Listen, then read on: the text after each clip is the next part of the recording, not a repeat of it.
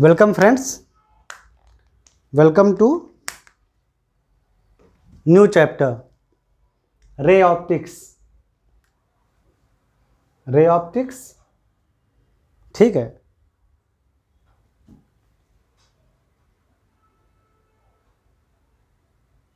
रे optics geometrical optics के under आता है, ठीक है। अब जियोमेट्रिकल ऑप्टिक्स क्या है या रे ऑप्टिक्स क्या है, तो देखो जो लाइट है वो आपने पढ़ा है कि वो एक इलेक्ट्रोमैग्नेटिक वेव होती है। ये पढ़ा है ना आपने।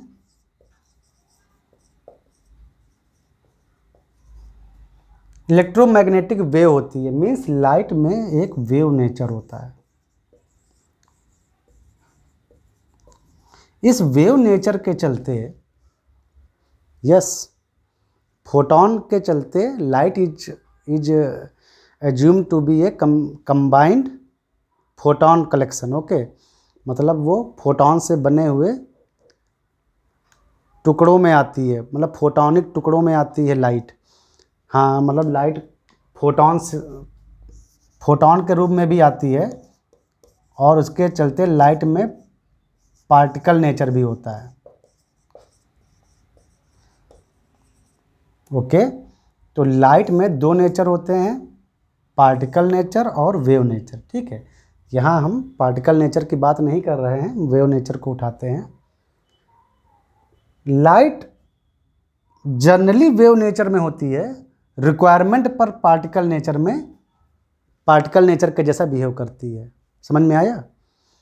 इसका मैक्सिमम बिहेवियर वेव नेचर का होता है और ये ज़रूरत पड़ने पर पार्टिकल नेचर दिखाती है या उसकी तरह बिहेव करती है।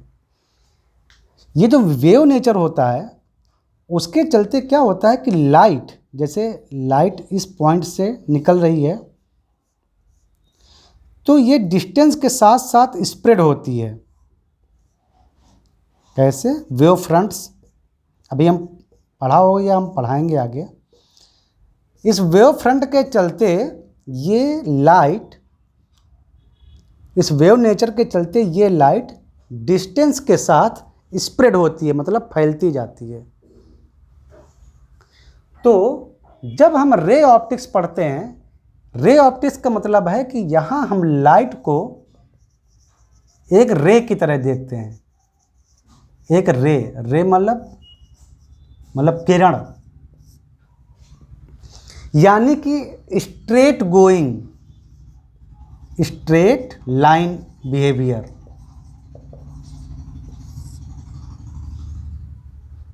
समझ में आया। तो रे ऑप्टिक्स या जियोमेट्रिक ऑप्टिक्स में हम क्या करते हैं, लाइट को एक स्ट्रेट लाइन की तरह, कि वो स्ट्रेट लाइन में मूव हो रही है, ऐसा एक कंडीशन डालते हैं। यानी कि लगभग ये जो लाइट सोर्स है यहाँ से बहुत कम डिस्टेंस, जहाँ तक हमको लगता है कि जो लाइट है वो स्ट्रेट लाइन में मूव कर रही है, उतना रिस्ट्रिक्शन हम डालते हैं लाइट पर। समझ में आया। रे ऑप्टिक्स बहुत लॉन्ग डिस्टेंस के लिए वैलिड नहीं है, क्योंकि धीरे धीरे लाइट जो है वो फैलती जाती है, वेव नेचर उसका डोमिनेट होता जाता है। तो हम स्ट्रेट लाइन में, जहाँ तक स्ट्रेट लाइन में लाइट चल रही है वहाँ तक हम रे ऑप्टिक्स लगाते हैं।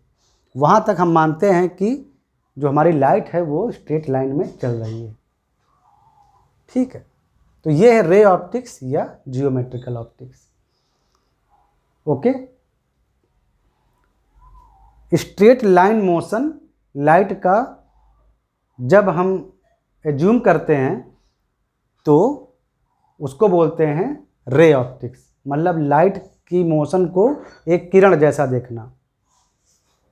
ठीक है।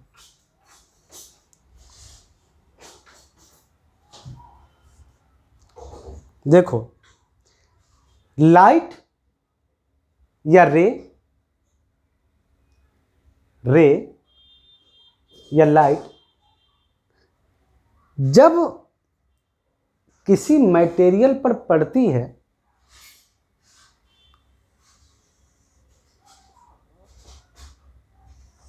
ये मटेरियल है मान लो, और लाइट ऐसे यहाँ पर पड़ती है,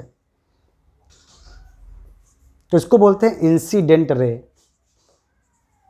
इंसिडेंट रे मतलब जो रे मतलब फॉल हो रही है उस मटेरियल पर। ये मटेरियल है, इधर मटेरियल है। तो जब कोई रे किसी मटेरियल पर गिरती है या फॉल होती है तो वो लाइट रे दो काम करती है। क्या काम करती है? उस लाइट का कुछ पार्ट तो रिफ्लेक्ट हो जाता है, मतलब जिस मीडियम में आता है उस मीडियम में चला जाता है, और उसका कुछ पार्ट उस मटेरियल में मोशन करता है, मतलब इसमें ट्रांसमिट होता है, ट्रांसमिशन। तो कुछ रिफ्लेक्शन होता है और बाकी ट्रांसमिशन होता है।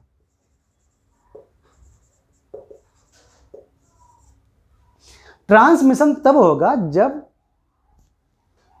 ये मटेरियल ओपेक ना हो। ओपेक मतलब अपारदर्शी, जिसमें लाइट प्रोपेगेट ना कर पाए। ये कुछ तो ट्रांसपेरेंट होना चाहिए, पूरी तरह नहीं तो पार्शियली, जिसमें लाइट प्रोपेगेट कर सके। ठीक है। तो सबसे पहले हम रिफ्लेक्शन पढ़ते हैं। क्या हम पढ़ते हैं? रिफ्लेक्शन। कि अगर लाइट किसी सरफेस पर गिरती है तो रिफ्लेक्शन का रूल क्या है? केवल उसका जियोमेट्री हम पढ़ेंगे, रिफ्लेक्शन की जियोमेट्री, उसकी साइंस नहीं, सिर्फ उसकी जियोमेट्रिक डायमेंशन। मतलब रिफ्लेक्शन का साइंस नहीं पढ़ेंगे हम, सिर्फ रिफ्लेक्शन का जियोमेट्री पढ़ेंगे। तो जिस सरफेस पर, ये मान लो एक सरफेस है, जिस सरफेस पर लाइट गिर रही है उस सरफेस पर पहले एक नॉर्मल लेते हैं। उस सरफेस का ये नॉर्मल है एन, मतलब ये 90 डिग्री एंगल है। किसी सरफेस पर लाइट गिर रही है तो ये पहले उस सरफेस का नॉर्मल लिया।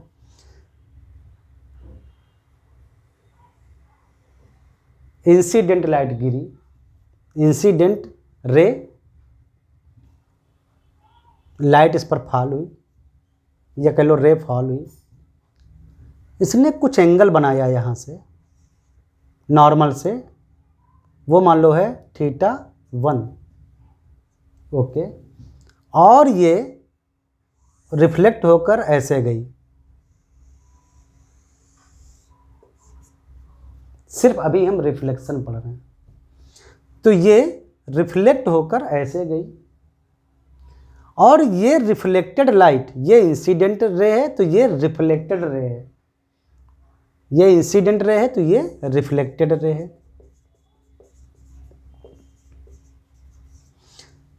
तो अगर ये रिफ्लेक्टेड रे इस सरफेस के नॉर्मल से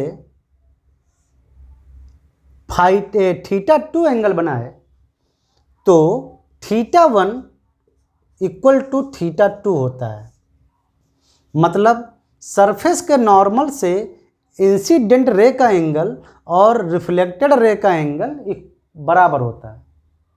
ये लॉ ऑफ रिफ्लेक्शन है इन जियोमेट्रिकल टर्म। समझ में आया? θ1 इक्वल टू θ2, और इंसिडेंट रे मतलब ये रे, रिफ्लेक्टेड रे, और ये नॉर्मल लाइन सरफेस पर, ये नॉर्मल लाइन, ये और ये तीनों एक ही प्लेन में होते हैं, एक ही प्लेन मतलब लाइक ए बोल्ड, जैसे वो बोल्ड देख रहे हो, बोल्ड, ये बोल्ड का प्लेन है, तो ये इंसिडेंट लाइन जैसे इस बोल्ड बोल्ड को बिल्कुल बोल्ड पर मतलब टच करते हुए आई है, जैसे मेरा ये इंक, ये जो इंक है ना, बिल्कुल ऐसे ही समझो।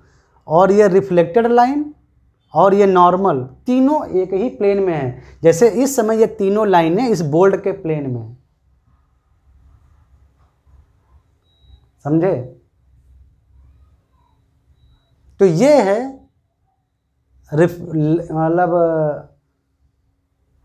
लाइट के रिफ्लेक्शन का रूल कि इंसिडेंट रे और रिफ्लेक्टेड रे सरफेस के नॉर्मल से इक्वल एंगल बनाएंगे। समझ में आया?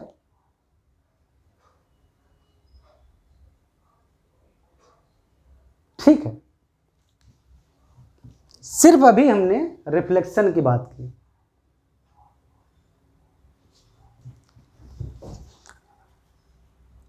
अगर ये एक वाटर सरफेस होता, मतलब ये वाटर है, एक एक तालाब कह सकते हो या स्विमिंग पूल कह सकते हो, ये वाटर है, इस पर हमने एक रे मारी लाइट की ऐसे,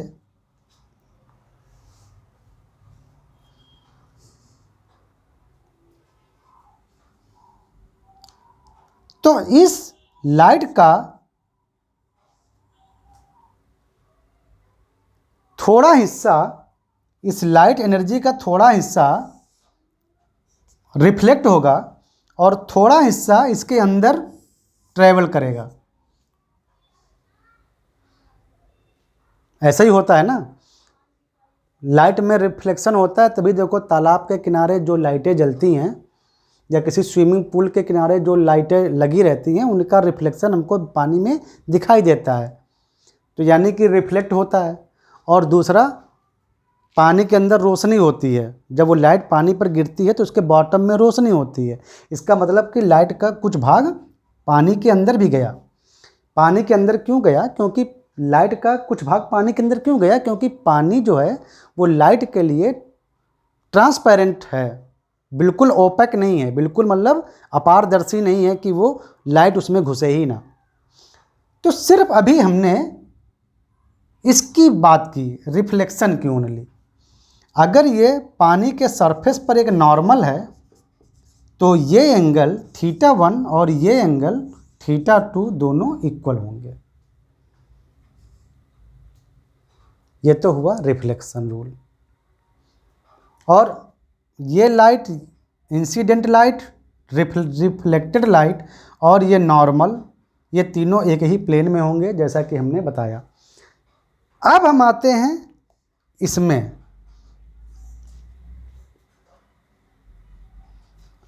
जब लाइट एक मीडियम से दूसरे मीडियम में जा रही है, मतलब अभी मान लो लाइट जब आ रही है तो वो एयर मीडियम से आ रही है और वाटर मीडियम में जा रही है।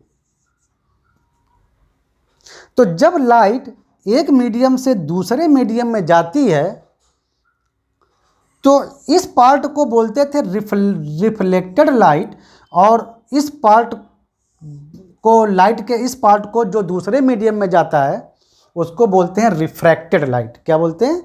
रिफ्रैक्टेड लाइट, रिफ्रैक्टेड रे। ये इंसिडेंट रे है, मतलब फॉलिंग रे, ये रिफ्लेक्टेड रे है, और ये बोलते हैं, इसको बोलते हैं रिफ्रैक्टेड रे, रिफ्रैक्टेड रे। जब लाइट या रे कहेंगे, लाइट वर्ड बार बार नहीं कहेंगे, जब रे एक मीडियम से दूसरे मीडियम में जाती है, लाइट रे, ठीक है।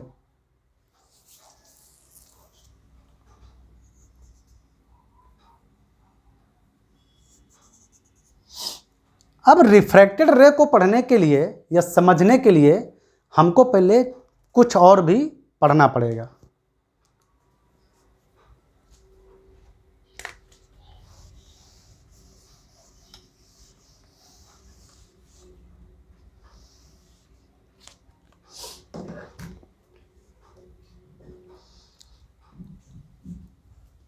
अब हम पहले पढ़ेंगे हम रिफ्रैक्शन इंडेक्स या इंडेक्स ऑफ रिफ्रैक्शन। ठीक है, देखो क्या होता है ये।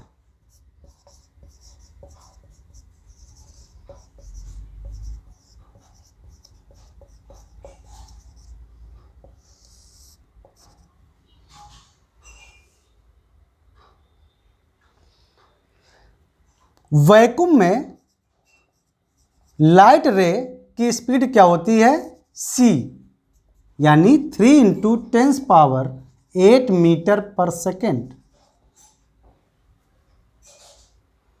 वैक्यूम में लाइट रे की स्पीड होती है, लाइट की स्पीड कह लो, रे मतलब वही है, लाइट की रे, तो 3 × 10⁸ मीटर पर सेकेंड। जब ये रे या लाइट किसी वैक्यूम के अलावा किसी दूसरे मीडियम में जाती है तो उसकी स्पीड c नहीं रह जाती, मतलब ये नहीं रह जाती, उसकी स्पीड कुछ घट जाती है। और मान लो वो स्पीड होती है नई v, where v is less than c।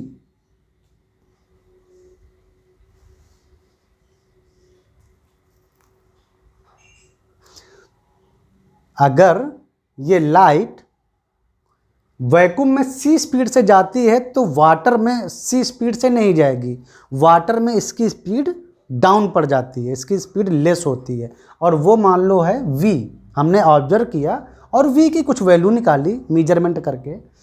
तो ये जो c वैक्यूम में लाइट की स्पीड और उस मीडियम में लाइट की स्पीड c/v, इसको बोलते हैं उस मीडियम का यानी वाटर का, अगर वो वाटर की बात हो रही तो वाटर, एयर की बात हो रही तो एयर, या जिस मीडियम में जाए उसकी, तो उस मीडियम का रिफ्रैक्शन इंडेक्स।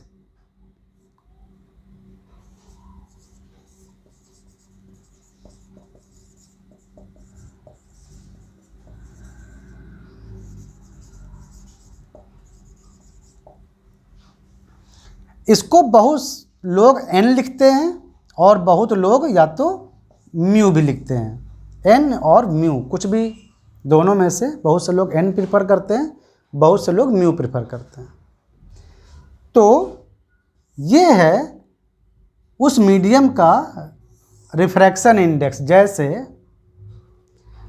जैसे वैक्यूम में लाइट की स्पीड c होती है, तो वैक्यूम का जो रिफ्रैक्शन इंडेक्स आ जाएगा वो आ जाएगा c/c, यानी 1। ठीक है। एयर में मेजर किया गया तो लाइट की स्पीड वैक्यूम से लेस आती है, और वो इतनी होती है कि c/v इन एयर, मतलब लाइट की स्पीड इन एयर आता है 1.00097 के करीब। मतलब v की स्पीड लगभग एयर में c के इक्वल होती है, मतलब लाइट की स्पीड इन एयर लगभग c के इक्वल होती है, लेकिन v से लेस ही है। प्रैक्टिकली यूज के लिए हम एयर के रिफ्रैक्टिव इंडेक्स यानी म्यू एयर को यूज के लिए 1 इस्तेमाल कर सकते हैं, क्योंकि 1.00097 नियरली 1 है। प्रैक्टिकल यूज के लिए हम म्यू एयर यानी refractive index of the air को भी 1 ही यूज कर सकते हैं। यूज 1 के लगभग है, तो 1 कभी कभी हम लोग यूज कर लेते हैं। एक्चुअल वैल्यू रखना चाहो तो ये रख लो।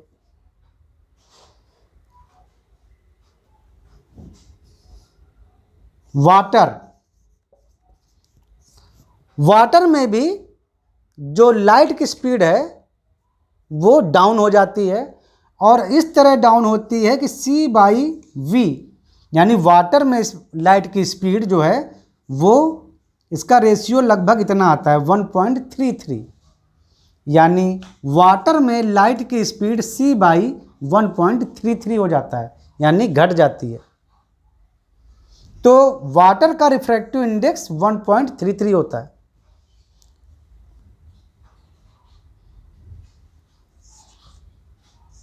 ग्लास, नॉर्मल ग्लास जो हम लोग यूज करते हैं, इसका इंडेक्स, रिफ्रैक्टिव इंडेक्स इसका लगभग 1.5 आप ले सकते हो प्रैक्टिकल यूज के लिए। ये ग्लास का जो है वो 1.42 के अराउंड लिखा जाता है। आप 1.5 लिखकर काम चला सकते हो। फ्लिंट ग्लास थोड़ा अच्छा ग्लास होता है। इसका जो रिफ्रैक्टिव इंडेक्स आता है यानी C/, उस फ्लिंट ग्लास में लाइट की स्पीड ये लगभग 1.64 के अराउंड या 65 कह लो, इतना। यानी इसमें जो लाइट की स्पीड होगी वो वैक्यूम वाली लाइट की स्पीड से इतने टाइम्स लेस हो जाएगी। अब जैसे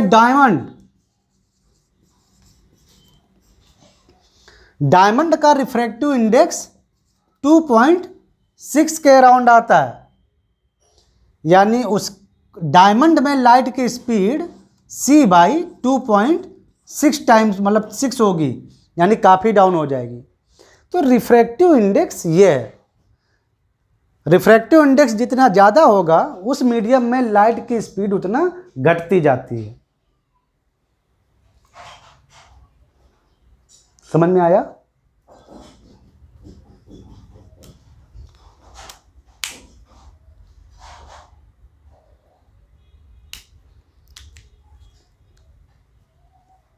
चलें? लंबा तो नहीं हो गया तुम्हारी समझ के लिए, क्योंकि नया टॉपिक है, आई थिंक लंबा ना होने पाए। इसको आप अच्छे से समझ गए ना?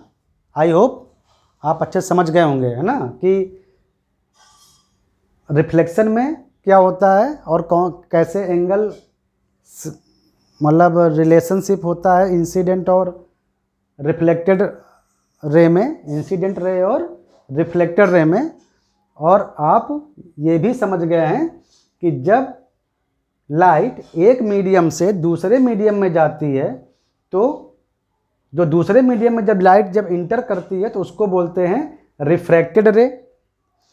और किसी मीडियम का इंडेक्स ऑफ रिफ्रैक्शन या रिफ्रैक्शन इंडेक्स या रिफ्रैक्टिव इंडेक्स, जो भी आप टर्मिनोलॉजी यूज करो, वो उसका मतलब ये होता है।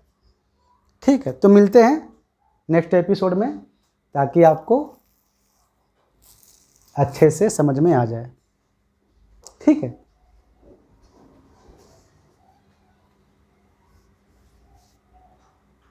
चलो मिलते हैं नेक्स्ट एपिसोड में।